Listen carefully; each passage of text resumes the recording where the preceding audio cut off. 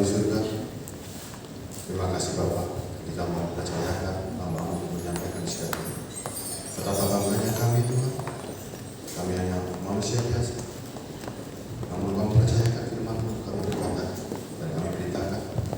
Hanya di dalam nama-Mu Tuhan, pakai-Mu dan hamba-Mu bukan dalam segala kemanusiaan kami, tapi kami percaya bahwa Roh-Mu yang bekerja Tuhan. Terima kasih Bapa, hanya dalam nama-Mu kami berdoa bersyukur. Haleluya, amin. Selamat pagi, terima kasih atas undangannya. Kita langsung saja ya. Tentunya pasti kita ini dalam mencari Tuhan, kita kepingin sih, apa sih kemauan Tuhan? Apa sih Kristen itu? Ya. Apa sih yang Tuhan inginkan pada kita? Bagaimana sih cara hidup yang Tuhan mau? Kita hari ini belajar ya, kita komit dulu. Setuju nggak dengan apa yang Tuhan mau? Ya, Mazmur 109. Mazmur 119. Kita baca dan saya akan tanya sama saudara nanti ya. Ayat 1 sampai ayat 30. Banyaknya. Mazmur 119 ayat 1 sampai 30. Kita gantian baca ya. Berbahagialah orang-orang yang hidupnya tidak bercela, yang hidup menurut Taurat Tuhan. Stop dulu. Menurut saudara, pengertian Taurat Tuhan ini apa kira-kira? Ya. Berbahagialah orang yang hidupnya tidak bercela, yang hidup menurut Taurat Tuhan. Sebelum kita mengalami kedua, menjelaskan kedua, apa sih Taurat Tuhan kira-kira? Menurut pengertian saudara, apa Taurat Tuhan ini?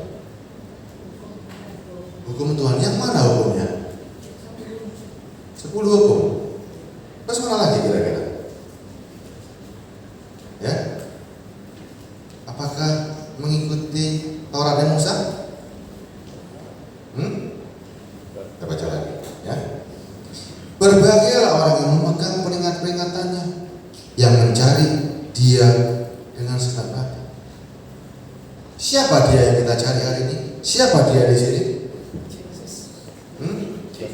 Ya. Kita coba ya hari ini ya. Saudara jangan terombang-ambing dulu nih. Kita cari hari ini. Kenapa di sini tidak ada disebut Taurat Musa, tetapi Taurat Tuhan? Taurat itu artinya adalah, kalau digabung Taurat itu artinya hukum atau ajaran. Tapi kalau dipisah, Tov dan Ra artinya baik dan jahat. Kenapa disebut Taurat Tuhan? Siapa yang menjadi Tuhan yang disebut dalam Mazmur 119? Siapa yang menjadi Tuhan? Saudara hari ini percaya kepada siapa hari ini? Saudara hari ini percaya kepada siapa? Kepada Allah yang terpisah dengan Yesus, atau Yesus juga Allah sendiri? Tentunya kita percaya kepada Allah Yesus sendiri, Allah Tuhan kita, yaitu Yesus Kristus, Bapa yang mulia. Mau tahu ayatnya nggak ini? Gimana maju ayatnya begini? Efesus 1 ayat 17 kita baca. Sebelum kita melangkah ini, kita skip dulu, kita baca dulu supaya saudara yakin siapa yang menjadi Tuhan dan siapa yang menjadi Allah kita hari ini, sehingga kita tidak terombang-ambing dengan apa yang terjadi hari ini. Efesus 1 ayat 17. Saya bacakan begini. Dan meminta kepada Allah Tuhan kita, siapa namanya? Yesus Kristus, yaitu Bapa yang mulia itu, supaya Ia memberikan kepadamu roh hikmat dan wahyu untuk mengenal Dia dengan benar. Daya gak ada bingung lagi ya. Mau Yahweh, mau ini gak ada ya. Jelas ya. Allah Tuhan kita Yesus Kristus, yaitu Bapa yang mulia. Masih gak usah bingung lagi, gak usah bingung dengan YouTube ini, enggak ya. Hari ini kita yakin Allah Tuhan kita Yesus Kristus, yaitu Bapa yang mulia. Rasul Paulus orang biasa atau orang yang sangat hebat pada zamannya? Sangat hebat. Ya, dialah gembala kita hari ini. Yesus gembala agung, Rasul Paulus gembala kita yang memberikan makanan rohani buat kita sehingga kita percaya apa yang dia tulis. Ya. Yuk lanjut. Berbahagialah orang yang memegang peringatan-peringatannya, yang mencari dia dengan segenap hati. Ketika saudara baca ini, saudara berjanji dengan diri sendiri bahwa saudara harus memegang semua peringatan-peringatannya dan mencari dia dengan segenap hati. Setuju ya? Setuju ya?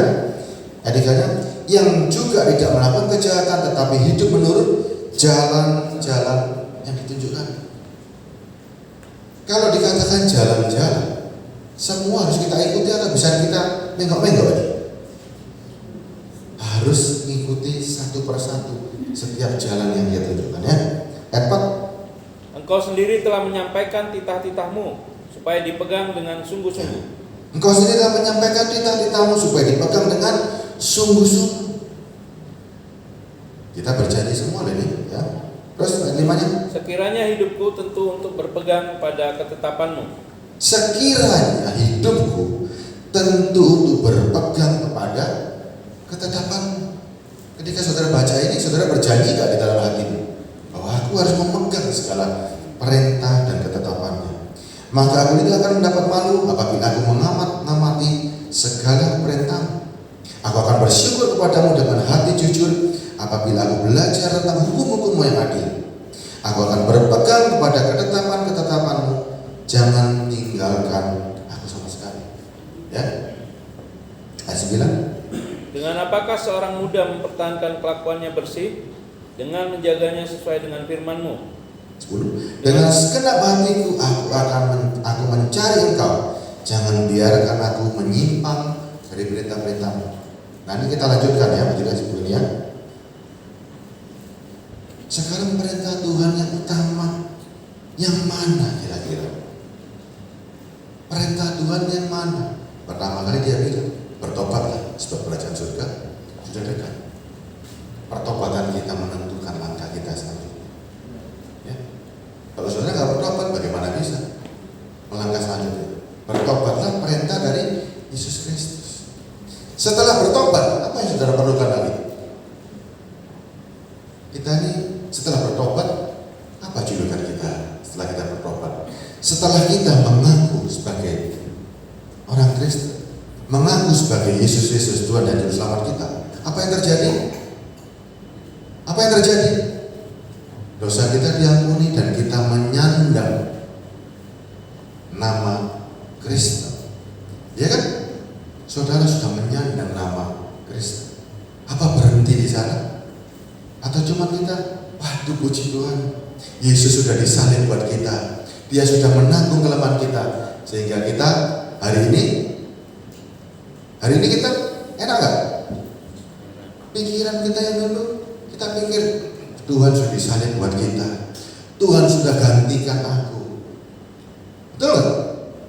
Selama ini pemahamannya Tuhan sudah gantikan aku di kayu salib. Iya, secara jasmani iya. Tapi coba baca perintahnya. Matius 10:38.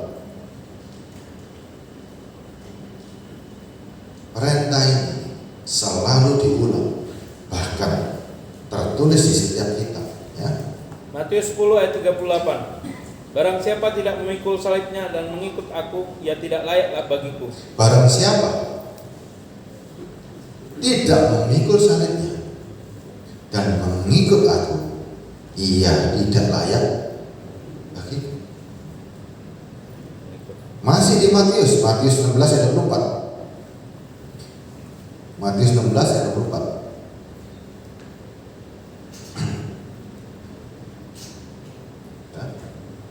Lalu Yesus berkata kepada murid-muridnya. Perkataan Yesus itu merupakan apa hari ini buat kita? Firman. Merupakan hukum, merupakan ketetapan, merupakan ajaran yang tidak bisa kita hindari. Saudara yang mengaku sebagai murid Kristus, mengaku sebagai anak Allah, ketika Yesus berkata begini, setiap orang yang mau mengikuti aku, apa kalimatnya?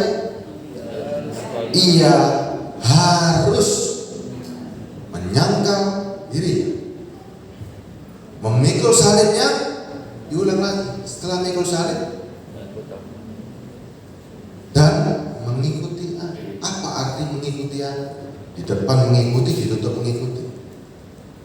Semua jalan yang Tuhan lakukan perlu kita jalani. Saudara cuma mikul atau harus tersalib juga dengan Kristus? Saudara memikul salib hanya cuma saudara pikul atau saudara mengikut sampai Yesus tersalib? Ya, masih belum ketemu rangkaiannya. Mengikut aku itu seperti apa kira-kira? Salib yang tak pikul itu untuk apa? Masih lagi. Ya. Lukas juga mencatat hal yang sama. Ya. Lukas 9:21-22 juga hal yang sama. Yesus berkata, anak manusia harus menanggung banyak penderitaan dan ditolak oleh tua-tua, imam-imam, ahli Taurat. Ayat 23-nya, katanya kepada mereka semua, setiap orang yang mau mengikuti aku, ia harus menyangkal diri, memikul salib setiap hari dan mengikut aku. Kalau kita balik di Mazmur 109, Tuhan, aku mau, jangan kau tinggal. Kalau saudara mau mengikut Kristus, tidak mau ketinggalan. Setelah salib dipikul, untuk apa salib itu? Untuk apakah salib itu? Cara paling mudah untuk mengalahkan dunia. Gimana cara? Saudara masih bingung nih, ya? Sekarang saya bacakan lagi Roma 6 ayat 1 dan 2. Roma 6 ayat 1 2. Roma 6 ayat 1 dan 2. Jika demikian, apakah yang hendak kita katakan? Bolehkah kita bertekun dalam dosa supaya semakin bertambah kasih karunia itu? Sekali-kali tidak. Bukankah kita telah mati bagi dosa? Bagaimanakah kita masih dapat hidup di dalamnya? Atau tidak tahukah kamu bahwa kita semua telah dibaptis di dalam Kristus, telah dibaptis dalam kematian? Kristus Yesus harus meninggal, harus mati. Di mana dia kematiannya? Kayu salib. Kayu salib. Ini terletak di mana kekuatan Kristen. Orang Kristen identik dengan salib. Saudara memikul salib, cuman dipikul tok atau masih berlanjut menyalibkan diri bersama Kristus. Pengertian ini susah, ya. Tapi kita nggak bisa menghindar dari ini, ya. Kita nggak bisa menghindar ini. Kita baca lagi 1 Korintus 1 ayat 18. Supaya kita tahu ternyata berita salib ini nggak berhenti. Kristus memang mati secara jasmani buat kita, tapi Dia mau kita pun juga tersalib bersama Kristus. Kenapa harus tersalib? Nanti kita baca dulu sampai kita tahu alasannya. Kenapa kita harus tersalib bersama Kristus? 1 Korintus 1 ayat 18. 1 Korintus 1 ayat 18. Sebab pemberitaan tentang salib memang adalah kebodohan bagi mereka yang akan binasa. Tetapi bagi kita yang diselamatkan, pemberitaan itu adalah kekuatan Allah. Pemberitaan salib adalah kekuatan Allah. Ya. Di mana? Kenapa salib bisa kekuatan Allah? Di dalam kelemahan Kristus. Dia tanggung dan dia buktikan dirinya sebagai Tuhan. Tidak ada manusia yang sanggup untuk menanggung seperti itu. Lalu dia bukan Tuhan. Ya. Ayat 19 ya. Karena ada tertulis, aku akan membinasakan hikmat orang-orang berhikmat dan kearifan orang-orang bijak akan kulenyapkan. Di manakah orang yang berhikmat? Di manakah ahli Taurat? Di manakah pembantah dari dunia ini? Bukankah Allah telah membuat hikmat dunia ini menjadi kebodohan? Ya. Dan karena dunia dalam hikmat Allah tidak mengenal Allah oleh hikmatnya, maka Allah berkenan menyelamatkan mereka yang percaya oleh kebodohan pemberitaan ini. Kenapa disebut kebodohan sebetulnya? Siapa yang mau disalib? Siapa yang mau disalib? Adakah sebuah kepercayaan yang ketika menjadi pengikutnya mengajarkan kalau kamu menjadi pengikut Kristus, pikul salib, sangkal diri, pikul salib dan mengikut. Enggak berhenti di sana. Engkau pun harus disalibkan bersama Kristus. Siapa yang sanggup? Orang dunia enggak mau. Tidak ada di dunia ini yang mau. Dan bahkan saudara pun kemarin, saudara pun juga sebagai pecundang. Saudara melakukan dosa, Yesus disalib, saudara bilang, Yesus disalib untuk aku. Sudah selesai, aku nggak perlu disalib. Enggak, tidak berhenti. Kalau engkau mau ikut aku, sangkal diri, pikul salib, ikut aku. Ikut aku ini sampai di mana? Cuma percaya atau setiap yang Yesus lakukan, kita pun melakukan. Nah sekarang penyaliban kita ini bagaimana? Ayat 23 ya. Tetapi kami memberitakan Kristus yang disalibkan untuk orang-orang Yahudi suatu batu sandungan, dan untuk orang-orang bukan Yahudi suatu kebodohan. Tetapi untuk mereka yang dipanggil, baik orang Yahudi maupun orang bukan Yahudi, Kristus adalah kekuatan Allah dan hikmat Allah. Orang pasti bilang hidup di dunia enak kok, goblok disalib. Ngapain kamu disalib? Nah, itu bukan kebodohan, itu kekuatan Allah. Sekarang saya mau tanya sama saudara, kalau engkau hidup, engkau disalib, menurut pikiran dunia bodoh, mencari Tuhan yang disalib seperti itu, bodoh kan? Bodoh. Tapi kekuatan Tuhan ada di sana. Kekuatan Tuhan kita menunjukkan nih, bagaimana cara Tuhan mengalahkan iblis di dunia. Coba, bagaimana cara Tuhan mengalahkan iblis di dunia? Gimana caranya? Ketika Yesus berpuasa, selesai puasa, apa yang dilakukan oleh iblis? Dia datang. Dia juga mikir, Allah menjadi manusia dengan daging. Iblis itu umurnya tua. Saudara sama iblis nggak ada apa-apanya. Ya, iblis juga nggak percaya. Benar kak Yesus ini anak Allah? Apa dia katakan? Jika engkau anak Allah, ubah batu ini jadi roti.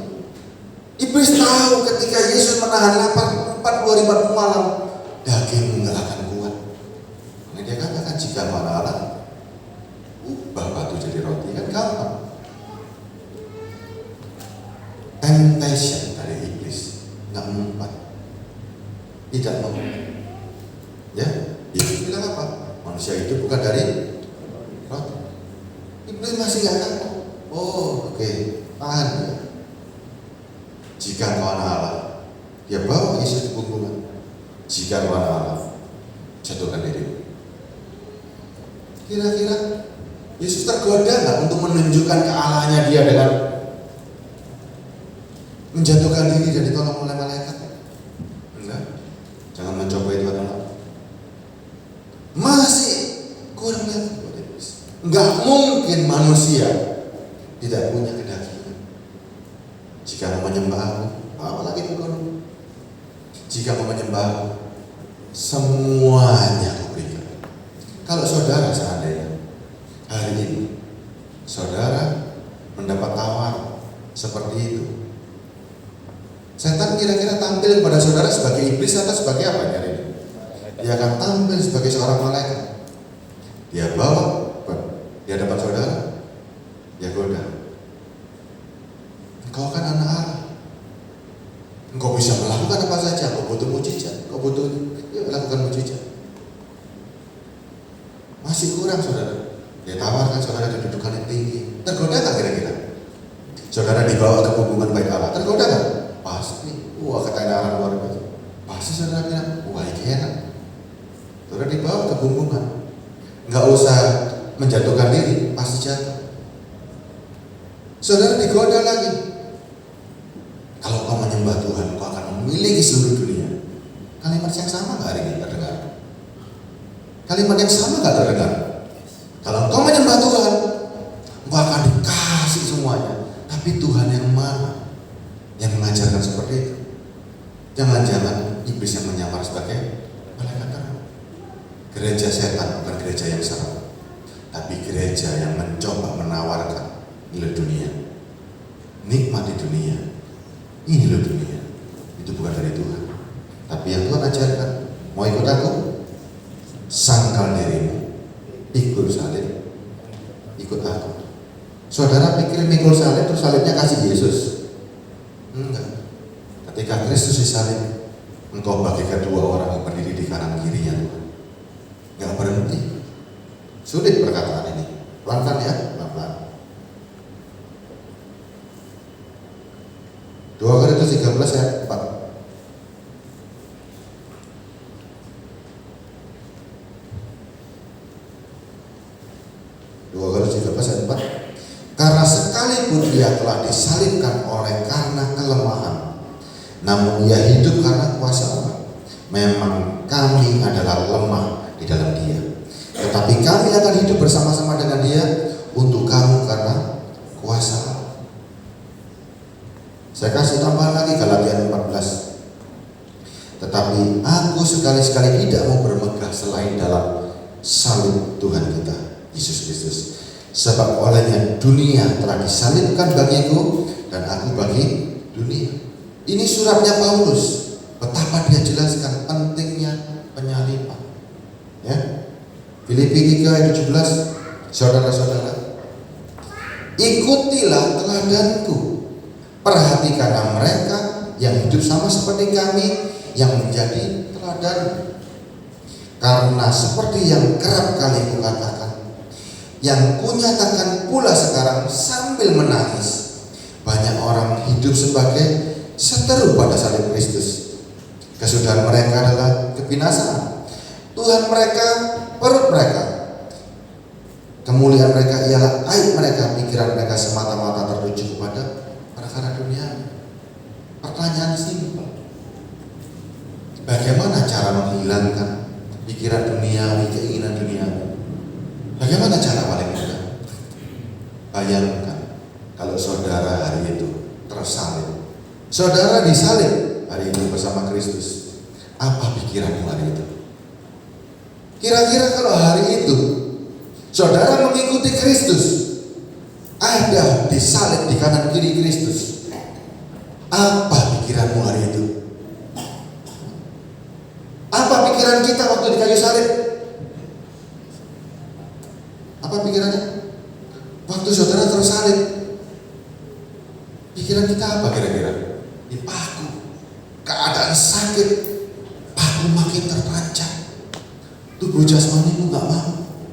Waktu saudara di kayu salib, ditawarin seorang malaikat terang yang menyamar, menjadi perempuan cantik luar biasa. Menurut ukuran dunia, dia adalah Miss Universe. Saudara bisa tergoda? Bisa tergoda? Perempuan sangat cantik, indah, luar biasa, kaya raya, dengan segala kemewahan dan isinya. Dan dia mau menawarkan diri kepada saudara. Mau? Hari itu mau? Ketika kita di kayu salib, mau dengan keinginan kita begitu? Ada nafsu? Nah, semua nafsu, keinginan duniawi terpaku di kayu salib. Apa yang saudara inginkan pada hari itu? Ketika paku tertancap, darah mengucur, apa pikiranmu hari itu? Coba. Saya kasih penjelasan 1 Petrus 2 ayat 21. Ya, kita komit dengan apa yang dikatakan dalam Mazmur 1:9. Semua perintah-Mu Tuhan aku pegang erat dan kulakukan. 1 Petrus 2 ayat 21. Makanya Petrus juga konfirmasi juga. Dia mau. Sebab itulah kamu dipanggil. Karena Kristus pun telah menderita untuk kamu dan telah meninggalkan teladan bagimu supaya kamu mengikuti. Sampai di mana jejak Kristus? Berhenti dipikul atau sampai di kayu salib? Ketika kita mengikut Kristus, mau berhenti di mana hari ini? Jangan-jangan saudara mengabarkan salib, ngomong tentang salib, senang dengan Yesus yang disalib, tapi saudara sebagai penonton, bahkan saudara yang menyalibkan Kristus. Kenapa? Karena engkau tak mau mengikuti sampai akhir. Banyak gak seperti ini? Banyak. Saudara bangga dengan Yesus yang disalib, tapi saudara tidak pernah menjadi orang yang disalib di kanan kiri Tuhan. Saudara gak mau nanggung. Itulah tipu daya iblis. Hari ini coba pikirkan baik-baik. Baik yang ibu-ibu dan yang bapak. Ketika engkau dipaku di kayu salib dengan paku yang tertusuk, jari dipaku, semua orang. Keinginan apa yang ada dalam dirimu? Keinginan apa yang ada? Mengikut Kristus tidak berhenti. Rasul Petrus jawab dengan jelas, sebab untuk itu kamu dipanggil, karena Kristus telah menderita untuk kamu. Kamu jangan enak-enakan. Enggak. Kamu telah meninggal dan telah meninggalkan teladan bagimu, supaya kamu mengikuti jejaknya. Ia tidak berbuat dosa dan ibu tidak ada dalam mulutnya. Nggak mungkin Yesus menipu kita dengan penyaliban. Ketika ia dicaci, ia tidak membalas dengan mencaci maki. Ketika ia menderita, ia tidak mengancam, tetapi ia menyerahkan kepada dia yang menghakimi dengan Yesus diam. Dan saudaraku juga mengikuti setiap jejak dan langkah dan apa yang Yesus lakukan. Ketika 1 Petrus 4 ayat 1 Petrus 4 ayat 1,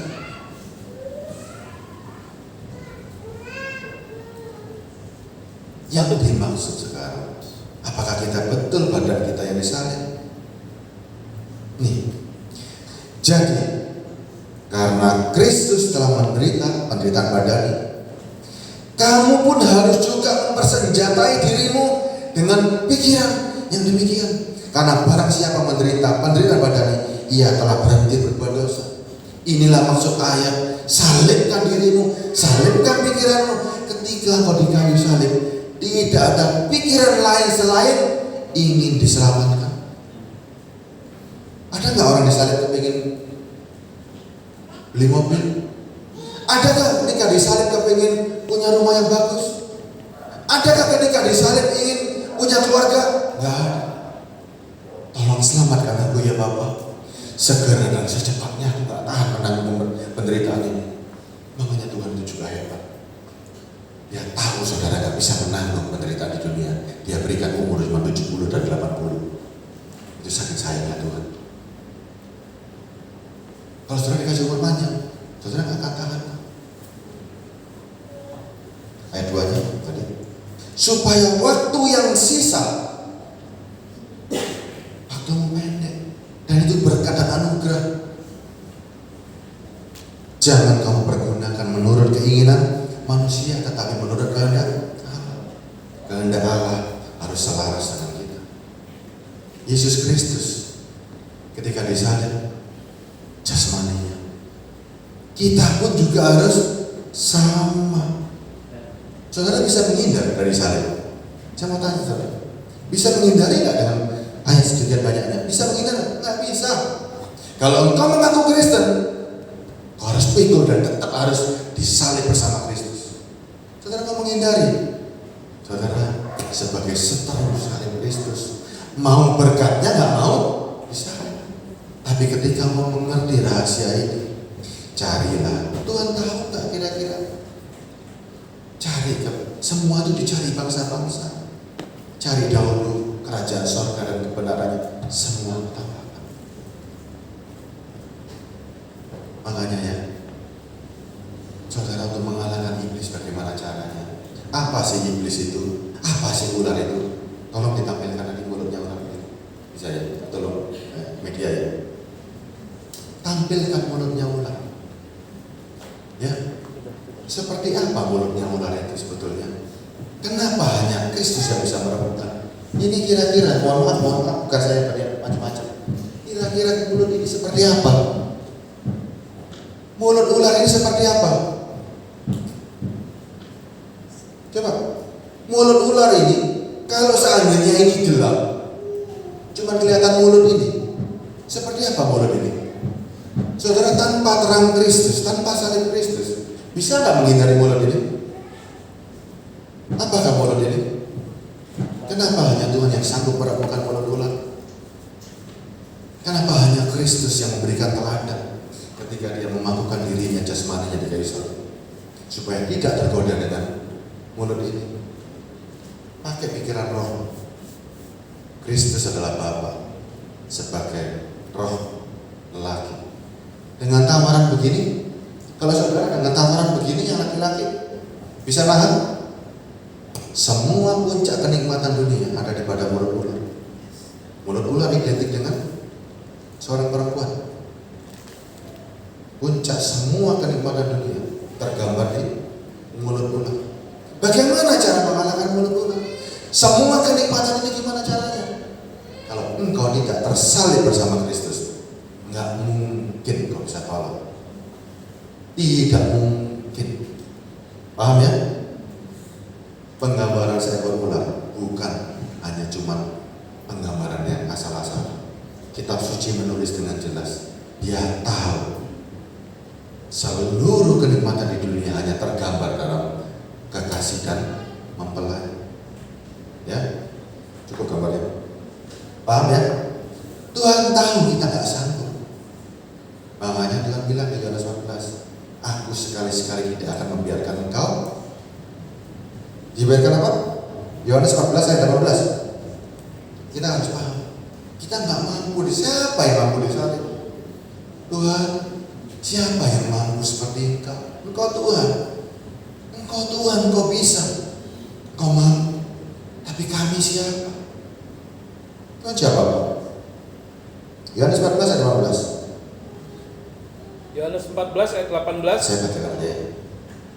Aku tidak akan meninggalkan kamu sebagai yatim piatu. Aku akan datang kembali kepadamu. Sekarang saya bawa saudara lagi. Siapa yang mampu untuk disalib? Tidak ada yang mampu tanpa Roh Allah itu sendiri. Jadi sekarang saudara lihat. Balik ke Kejadian. Adam melambangkan Kristus di awal. Hawa dari siapa munculnya? Dari diri Adam. Ya. Adam dan Hawa adalah suami istri. Dari kesatuan menjadi dua orang dan kembali kepada kesatuan. Kalau kira-kira nggak ada Hawa, ada dosa kita mana? Bayangkan, kalau nggak ada Hawa, Hawa tidak keluar dari tubuh Adam, ada dosa? Ada godaan? Rencana semula yang mau dikembalikan. Kita adalah dari Kristus. Kita dari Allah akan dikembalikan seperti rencana semula. Ketika Tuhan mengatakan, aku nggak akan meninggalkan engkau yatim piatu. Saudara bayangkan, seorang bapak ketika melahirkan anak punya ibu nggak kira-kira? Apakah anak bisa lahir tanpa ibu? Nggak mungkin. Ketika Yesus mengatakan, aku menjadi Bapa, akan memberikan seorang penolong. Siapa penolongnya? Siapa penolongnya? Roh Kudus. Roh Kudus adalah ibu kita. Kenapa Yesus Kristus menjemput sebagai mempelai pada akhir zaman? Bukan menjemput anak-anak Allah, tapi dia jemput sebagai mempelai. Karena Roh Kudus adalah ibu kita, adalah istri dari Bapak kita, yang akan menjadi kesatuan ilahi di dalam kerajaan surga. Kenapa roh kita? Kenapa kita dijemput sebagai mempelai? Kenapa kita bisa kuat dalam dunia ini? Siapakah figur di dalam dunia yang bisa membimbing kita, mengajar kita? Kalau bukan seorang ibu. Ibu kita adalah Roh Kudus yang selalu membela, memberikan pengajaran, merawat kita, melaporkan kepada bapaknya, anakmu butuh bantuan. Makanya lama-lama ayat 28 kita ada pendamping, dan pendamping itu juga sama dengan Bapa, satu kesatuan yang tidak bisa dipisahkan. Kita akan kembali dijemput sebagai mempelai karena apa?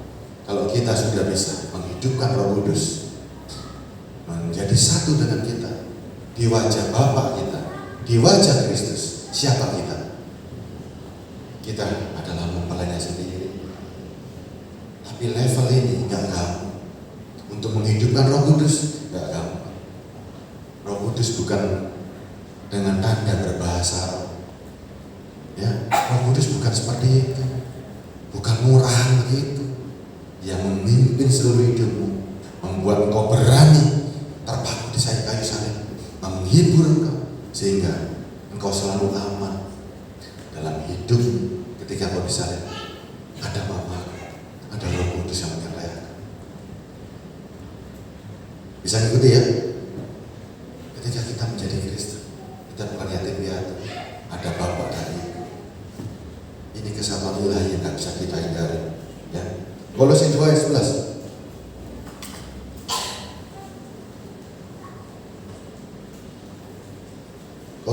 Kolose 2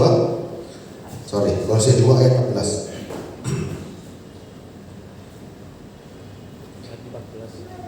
Ayat 14. Dengan menghapuskan surat, saudara baca ya, kalau Kolose yang mulai ayat 11 bagus. Sambil waktunya nanti saya takut terburu. Dengan menghapuskan surat hutang yang oleh ketentuan-ketentuan hukum mendakwa dan mengancam kita, itu ditiadakannya dengan memahkukan semua di kayu salib. Ia telah melucuti pemerintah-pemerintah dan penguasa-penguasa dan menjadikan mereka tontonan umum dalam kemenangannya atas dosa mereka. Ketika disalib, itulah kemenangan kita. Ini tontonan. Kamu mau tubuh jasmaniku, katanya Yesus, tak salibkan. Engkau mau tubuh yang kau mau, nih tonton tubuhku, ambil tubuhku, ambil. Ini menjadi tontonan. Penguasa-penguasa, pemerintah-pemerintah, orang-orang yang berkuasa dan setan-setan menonton. Kalau tubuh cuma disalib gak bisa apa-apa, apa gunanya buat aku? Itulah bukti kemenangan. Kalau setan tahu rencana Tuhan disalib itu bukti kemenangan, Yesus gak disalib. Nggak akan mau disalib. Ya belokkan ceritanya. Justru kamu mau tubuhku? Nih ambil. Tubuhku tidak ada kuasa lagi. Hanya satu yang aku inginkan ketika aku di kayu salib. Bapa jemput aku. Bapa jemput aku. Tidak ada yang lain. Bapa lebih cepat lebih baik. Aku gak tahan penderitaan ini. Makanya Rasul Paulus suratnya, mati adalah keuntungan. Kenapa mati bisa untung? Saya gak tahan dengan penderitaan di kayu salib. Tapi kalau aku hidup Tuhan, aku akan memberitakan salib ini. Aku akan memberitakan sampai di mana. Kalau engkau mengaku Kristen, mengikut setia Tuhan Yesus Kristus, yuk balik ke Mazmur 119.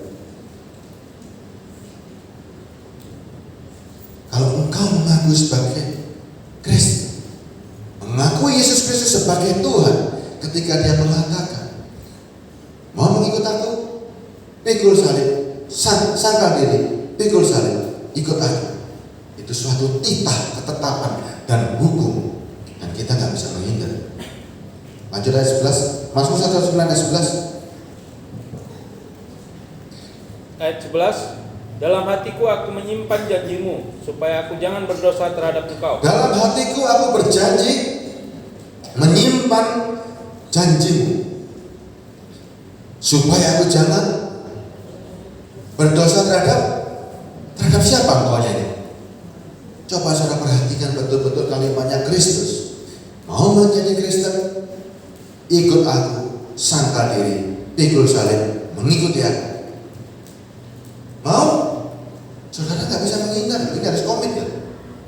Mazmur 119. Kalau engkau mau ikut seperti yang Tuhan mau, dalam hatiku aku menyimpan janji.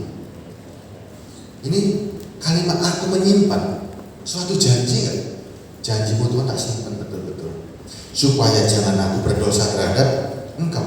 Terpujilah engkau ya Tuhan, ajarkanlah ketetapan-ketetapanmu kepadaku. Dan Tuhan ajarkan. Diajarkan nggak ketetapannya Dia? Oke, mau menjadi Kristen, mengikuti aku, sangkal diri, pikul salib, mengikut aku. Saudara, serem nggak ayat ini? Sekarang enggak. Ada Roh Kudus yang membuat kita kuat. Ayat 13, ayat 14. Atas petunjuk peringatan-peringatanmu aku. Ayat 13. Dengan bibirku aku menceritakan segala hukum yang kau ucapkan.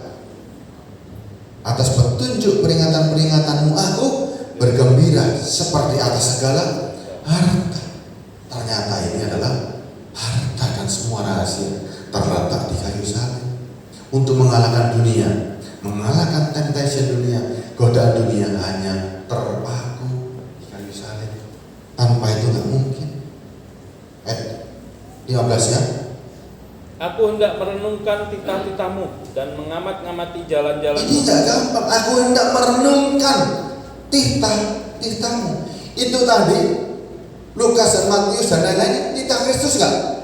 Ikut aku, jika engkau mau mengikut aku, sangkal dirimu, pikul salibmu, ikuti aku. Itu titah enggak? Itu titah, perintah dan hukum dari Kristus. Aku hendak merenungkan titah-titahmu dan mengamati jalan-jalanmu. Mau masuk tak dalam lagi dengan Kristus? Ayat 16. Aku akan bergema dalam ketetapan-ketetapanmu, firman-Mu tidak akan kulupakan. Aku akan bergema dalam ketetapan-ketetapanmu, firman-Mu tak akan kulupakan. Semua terus konsen, terus supaya jangan lepas. Lakukanlah kebajikan kepada hamba-Mu ini supaya aku hidup, dan aku hendak berpegang kepada firman-Mu. Terus, singkapkanlah mataku supaya aku memandang keajaiban-keajaiban dari Taurat-Mu. Singkapkanlah mataku supaya aku memandang keajaiban-keajaiban dari hukum-Mu, dari ajaran-Mu. Tanpa Roh Kudus, tanpa pengenalan akan Kristus dengan benar, engkau akan melarikan diri dari salib. Tapi ini keajaiban. Ternyata cara untuk mengalahkan dunia hanya lewat tubuh yang terpaku. Hanya satu tujuan ketika disalib, Bapa, selamatkan aku dengan segera. Saudara enggak butuh siapapun pada hari itu. Cuma saudara butuh, Bapa, pegang tanganku. Cuma itu, selamatkan aku. Saya yakinnya hari itu kalau saudara tersalib dan tergantung bersama Kristus dengan keadaan telanjang, dalam keadaan terpaku, kesakitan tubuh jasmani. Kenapa penderitaan itu membuat kita kehilangan dosa, kehilangan keinginan. Keinginannya cuma satu, cepetan jemput dan cepetan aku jemput, enggak tahan aku. Hanya satu keinginan, selamatkan aku. Lanjut ayatnya. Aku ini orang asing di dunia, janganlah sembunyikan perintah-perintah-Mu terhadap aku. Selalu mengarahnya cuma perintah-Mu tok, ketetapan-Mu tok, hukum-hukum-Mu saja. Tapi kita harus paham, ini bukan hukumnya Musa. Ini Taurat Tuhan, Allah Tuhan kita Yesus Kristus, Bapa yang mulia. Mulut yang mengucapkan titah dan hukum yang harus mau nggak mau, suka nggak suka. Saya kutip dari Pak John ini kalimatnya. Mau nggak mau, suka nggak suka, sudah menjadi Kristen. Ayo tinggal satu langkah. Salib sudah terpikul, tinggal satu langkah. Pakukan dirimu di kayu salib. Gak ada jalan lain. Kalau engkau nggak berani, engkau memikul kayu untuk Yesus yang disalib, engkau hanya sebagai penonton dan memakukan kayu itu pada tubuh Kristus. Engkau adalah seteru dari Kristus itu sendiri, karena engkau lah yang menyalibkan Kristus. Kenapa engkau nggak berani disalib? Karena engkau mencari firman, hanya cari itunya toh. Engkau cari hanya berkat untuk kepentingan tubuh jasmani. Engkau harus terpaku bersama-sama dengan Kristus. Kita butuh orang-orang yang disalib bersama Kristus. Ada jutaan dan ribuan orang yang tersalib bersama Kristus. Bukan 2 orang, tapi jutaan dan miliaran manusia yang tersalib bersama Kristus. Sehingga ketika iblis yang ingin tubuhmu, iblis berkata, kalau tubuh yang seperti ini percuma. Tubuh yang tersalib nggak bisa ngapa-ngapain. Salib terlalu kuat mengikat, nggak bisa dia apa-apain. Ya cari orang yang bebas, yang hanya cuma senang dengan cerita salib, tapi dianya nggak berani disalib. Ya, iblis bilang tubuh ini yang aku perlu, tapi tubuh yang rusak, aku nggak perlu. Pakai mata rohanimu hari ini. Kalianlah yang mengaku sebagai Kristen, jangan takut untuk menyalibkan diri bersama Kristus. Yang disalib itu cuma pikiran rohani. Waktu Kristus disalib, penjelasannya Petrus, nanti kita ulangnya, kita baca lagi. Ayat 20-nya. Hancur jiwaku karena rindu kepada hukum-hukum-Mu setiap waktu. Jangan gombal lagi. Saudara jangan gombal ketika bilang seperti ini. Hancur jiwaku karena rindu. Kalau nyanyi gampang, jiwaku haus hancur. Tapi kalau disalib melayu, nggak bisa. Kita harus komit. Kita sebagai lelaki harus komit berlaku sebagai lelaki. Hancur jiwaku karena rindu kepada hukum-hukum setiap waktu. Rindu dengan hukum itu untuk dilakukan. Ya. engkau menghardik orang-orang yang kurang ajar. Terkutuklah orang yang menyimpang dari perintah-perintah. Yesus bilang, "Yuk, ikut aku. Sangkal dirimu, pikul salib, mengikuti aku." Kan Yesus masih berjalan ini. Kita ikuti, salib kita pegang. Ketika kita melihat tuh, Yesus disalib. Iki salib tak buang aja kan, kau yang disalib. Enggak. Itu melanggar perintah enggak? Terkutuk orang kalau melanggar. Yesus bilang, "Ikuti aku." Tapi saudara di tengah jalan putus. Saudara cuma bangga dengan kayu salibnya, tapi kayu salibnya kosong. Tidak pernah engkau menjadi tersalib di kayu salib. Ngerti ya? Kalau saudara kalimatnya itu aja baca ulang. Baca ulang supaya ingat lagi nih. Baca ulang Lukas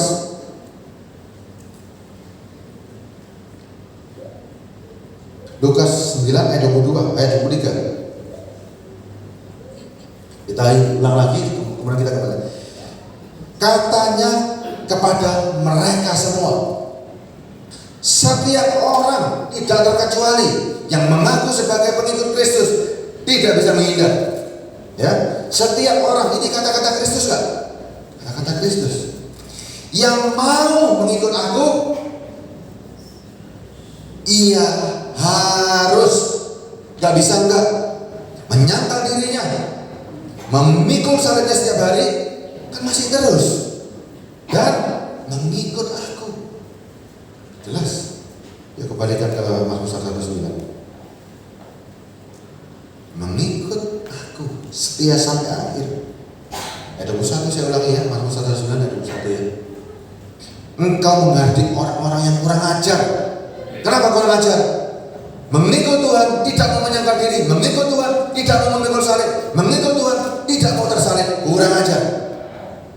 Sudah jelas perintahnya, tapi nggak mau ikut. Orang yang menyimpang dari perintah-perintah. Apa arti menyimpang dari perintah? Ketika Yesus disalib, biarin Yesus. Aku nggak mau. Jangan-jangan kita hari ini seperti itu. Ayat 22. Gulingkanlah dari atasku celah dan penghinaan, sebab aku memegang Kita nggak peringatan-peringatan. mau dicela orang, belum layu orang itu. Lari, dia nggak mau tersalib. Gulingkan dari atasku celah dan penghinaan. Aku lelaki yang jantan, manusia yang berani dan komit dengan Tuhan.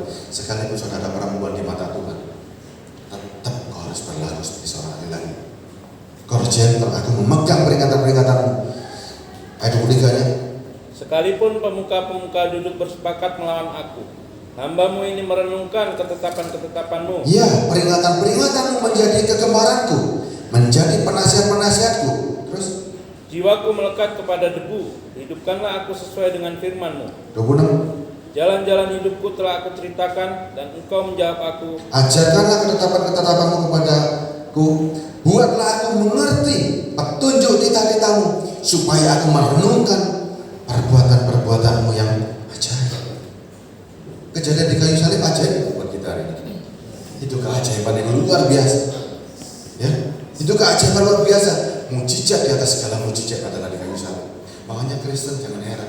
Kristen identik dengan salib, tapi bukan salib yang kosong. Dirimu harus terpaku di sana. Engkau sudah memikul salib, jangan kau buang salib itu. Tetap mengikut seperti Kristus. Lanjut. Jiwaku menangis karena duka hati, teguhkanlah aku sesuai dengan firman-Mu. Jiwaku menangis karena duka hati, teguhkanlah aku sesuai dengan firman-Mu.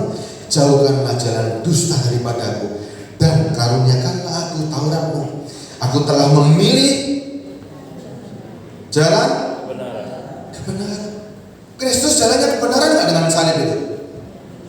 Saudara ketika baca ini, saudara sudah komit loh ini. Aku telah memilih sebagai Kristen mengikuti jalan kebenaran yang Kristus sudah lakukan. Ya, kita sudah milih, nggak bisa balik. Kalau kau balik terkutuk langkah, kita nggak bisa balik. Telah menempatkan hukum-hukum di hadapanku. Aku telah berpaut pada peringatan-peringatanmu. Ya Tuhan, jangan buat aku malu. lanjutkan penyaliban dirimu. Aku akan mengikuti petunjuk-petunjuk perintahmu, sebab engkau melapangkan hatiku. Saya lanjut dari kamu lihat. Ya. Dari kamu lihat 34. Saudara kalau baca Mazmur 119 sampai mulai ayat 1 sampai 176, itulah saudara, dan itulah yang diingini Kristus. Berpaut pada perintahnya. Erat. Nih saya bacakan. Perlihatkanlah kepadaku ya Tuhan petunjuk dan ketetapan-ketetapanmu. Aku hendak memegangnya sampai saat terakhir. Tuhan sudah katakan nggak petunjuk? Sudah katakan atau belum? Sudah. Ya. Sampai ayat 34 kita nggak cukup waktunya. Sudah berapa menit? 50. Satu ayat terakhir ya. Nanti saudara baca di rumah, renungkan siang dan malam Mazmur 119 dan baca Lukas ketika Yesus mengatakan salib ya. Ayat terakhir, Tuhan perlihatlah kepadaku ya Tuhan petunjuk ketetapan-ketetapanmu. Aku hendak memegangnya sampai saat terakhir, dan sudah perlihatkan kepadamu anakku. Ikut aku, sandal diri, pikul salib mengikuti aku. Buat aku mengerti, maka aku akan memegang Tauratmu dan hukummu, ajaranmu. Aku hendak memeliharanya dengan segenap hati tanpa ketakutan. Ya. Apakah firman ini membuat saudara terluka hati? Apakah firman ini membuat saudara lari saudara Kristen? Atau membuat saudara makin teguh dan yakin siapa Kristus? Yes. Kalau saudara gak yakin dengan Kristus, kalau saudara dengan penggambaran salib Yesus Kristus, darahnya terlalu mahal, itu loh saudara yang bisa kita hindari lagi. Berita tentang salib, goblok boleh Tuhan kok. Cari Tuhan kok disalib, cari Tuhan kok kitanya mau disalib.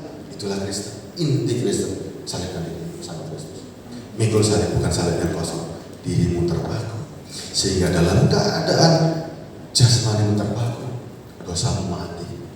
Tidak ada tawaran dunia yang membuat kau jatuh. Cuma satu, Bapa, selamatkan aku. Selamatkan aku dengan segera. Kapan? Kalau bisa sekarang. Kalau engkau memberi aku kesempatan untuk itu, aku beritakan berita tentang salib. Aku beritakan tentang kesakitanmu di kayu salib. Aku beritakan tentang bagaimana aku membutuhkan engkau. Hanya dalam nama Bapa dan Putra dan Roh Kudus. Kita tutup hari ini. Bapa di dalam surga, hamba-Mu selesai menyampaikan firman. Materaikan siapa? Jadikan kami orang-orang yang komit dengan apa yang telah Kau firmankan. Aku memegang erat ketetapan dan perintah sampai saat aku terakhir. Bapak terima kasih. Hanya di dalam nama-Mu